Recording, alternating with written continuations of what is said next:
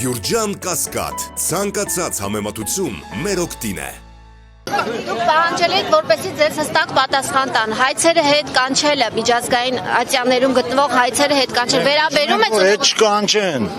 որովհետև մեր հայց, իրանք պետք է դնեն պայման, այս հարցերը լուծենք, անհայտների ճակատագիրը պարզենք ու կստորագրենք խաղաղության պայման։ Հիմա որ ստորագրում են, հայցերը հետ են կանչելու, էլ ով է զբաղվելու այդ մեր հարցերով։ Ես խիստ կասկածում եմ, մինչև հիմա ինչ են արել, որ այսքանից հետո նորից բան անեն, չեմ հավատում։ Կասկածական հայց ունեք, Եվրոդատարանի միջնորդությունն էլ ունեմ, ապացուցված է, որ իմ տեղում գերի են տարել, բայց իր ճակատագիրը պարզ չի։ որ թվականին երբ 44 օրվա պատերազմին հոկտեմբերի 31-ին վերջի զանգն ա եղել, իր մի եդ օրերին ա եղել, էլի երևի, ես կոնկրետ օրն ու ժամն էլ խո ես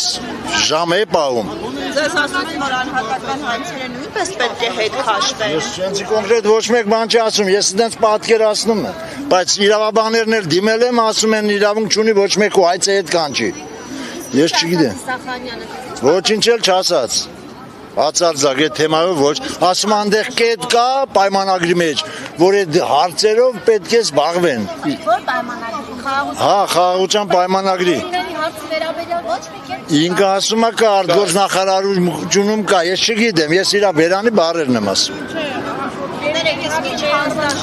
Ինքը ասում է կա, ես ինքը այդ ասեց ու գնաց, ես չգիտեմ։ Հանձնաժողովի մասին էր ասում, ինչ հանձնաժողով է ձևավորել։ Հենց այդ